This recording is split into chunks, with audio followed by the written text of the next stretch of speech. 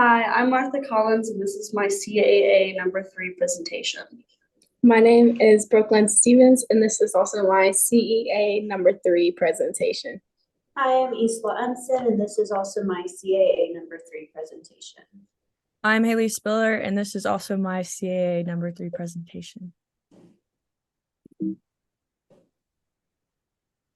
To start off, we're going to talk about Brown versus Board of Education that was passed in 1954. Some of the key points about this one is that states are responsible for equal educational opportunities. And that is what Brown versus Board of Education was going for. And it allowed English language learners to not be separated from other students and opened the way for more bilingual programs in schools, and made that schools could no longer segregate by skin color or any racial differences. Some of the implications of this meant that schools were required to have all students in the classroom, and English language learners were to be integrated into more English-based classrooms. The limitations meant that English language learners would be put in English-based classrooms and not be able to understand what they were learning, so they struggled a lot. And it made the federal law was mainly focused on the discrimination of African American students, while Mexican American discrimination was still prevalent in the Southwest.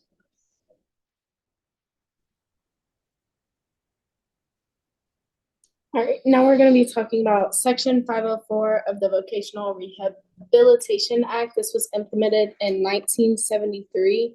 It covers a wide range of needs not covered in the IDEA. It's basically educational personnel used for providing accommodations and kind of like a plan and an outline for the students' accommodation needs. The implications of this are it has a student screening, a team evaluation of needs. It determines students' eligibility and a plan for them. One of the main implications of this is it allowed for students with asthma and other health-related issues to get accommodations.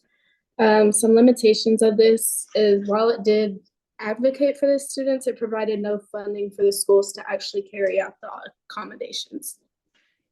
The next one we're going to talk about is Lau versus Nichols, which was passed in 1974. The key points of this was that there was no equality treatment by providing students with the same facilities and curriculums and textbooks that they wouldn't understand because they weren't English learners. And this created allow remedies that went after the districts that were ignoring the needs of the English language learners, and it required the districts to implement bilingual education programs for those that were struggling. The implications for this meant that there was more programs required for English language learners to succeed, while it gave equal education for non-English speaking students. This helped integrate non-English speaking students into English language classrooms at a faster pace, and so that they had more chance to succeed. And the limitations was that there was a big violation of civil rights because of it, and that the federal regulations were used to enforce the act. The next one is Castaneda versus Pickard. It was passed in 1978. The key points are that the schools must have an ELL program now that is based on a sound educational plan. Those programs also have to be sufficiently staffed and have the resources needed for each student. And ELL programs now will have to be evaluated on how they help students overcome language barriers. The implications is that school districts now are required to hire qualified personnel, and they also had to provide staff training within the school district. And they now had standards for assessing programs on how well they were doing on teaching English language learners. The limitations is that some schools and school districts did a lot of half-hearted transitions from their prior bilingual programs into the newer ones. So for the Title VII Bilingual Education Act, that was passed in 1982, and it was implemented until 2002. Some of the key points were the act was initiated because of the high dropout rate of Mexican American students in schools.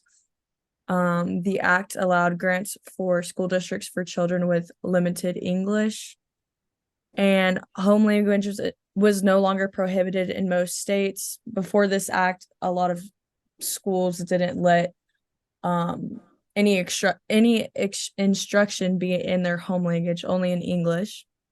Some of the implications were more bilingual programs were created due to this act, and bilingual education changed in a positive way, especially with adding home language into more bilingual programs than just forcing them to just speak English.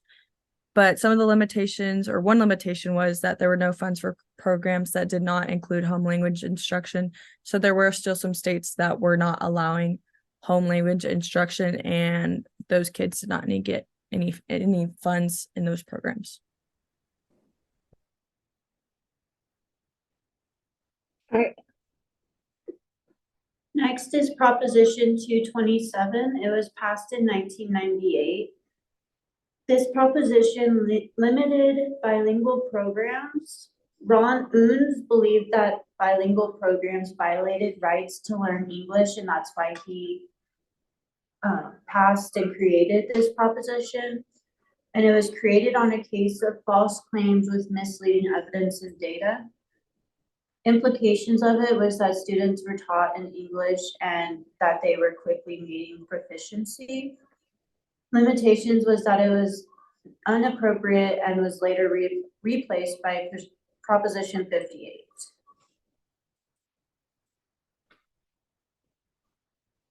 All right, and now we have Proposition 203. This was passed in 2000. It was a proposition to have students learn in English-only classrooms. There was not really any evidence found that replacing bilingual learning with sheltered English helped them learn English faster. Officials try to claim that more than double of the ELL student learning English proficiency every year. Some of the implications of this were students learned in mainstream classrooms. Students were taught solely in English, and it ensured that English proficiency was met. A limitation of this was that it was not providing a valid measure of English proficiency.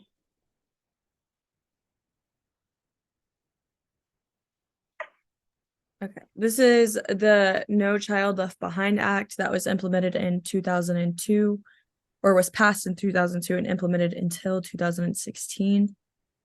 Some of the key points were ELLs were required to take all annual exams, but their tests were only in English. And states also added ELP standards, language proficiency standards, and annual testing to see if they were actually advancing in their English or not. Some of the implications were teachers were able to take the testing and be able to see if ELL students were getting their needs met and what they needed to do to help them, especially with the ELP standards. And schools were also held accountable for testing grades. So if a bunch of students were getting bad grades on these annual tests, then it was the school's fault. And some of the limitations were that teachers started teaching only the standards that were on the test, and didn't worry about teaching them other things. And it also discouraged bilingual programs because the tests were only in English.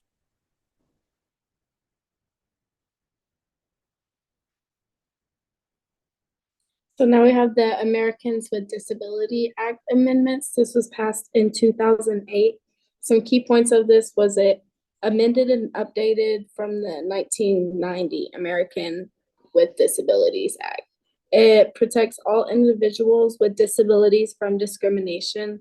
This law protects those with disabilities when looking for a teaching position as well. Some implications of this was it ensures that transportation, buildings, workplace, and many other things were open and accessible to the public. It mandates telecommunication companies make options available for those with hearing loss or speech impairments in order to communicate. Some limitations of this was this law does not directly deal with the education of students with disabilities.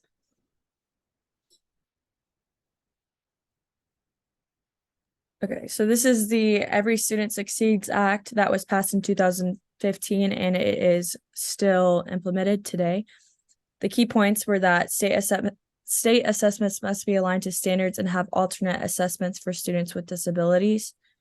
ELL programs must teach in English and teach academic content.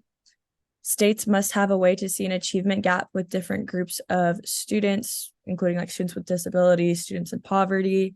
States must have procedures to identify ELL students and other students at risk. The implications is that it promotes family participation in language educational programs. ELLs and students with a disability must have data about their progress, so teachers in the school must track their data through testing. And some of the limitations is that there is a shortage of bilingual teachers, and still most ELLs only are tested in English. And These are her references. Okay. Let me stop the recording real quick.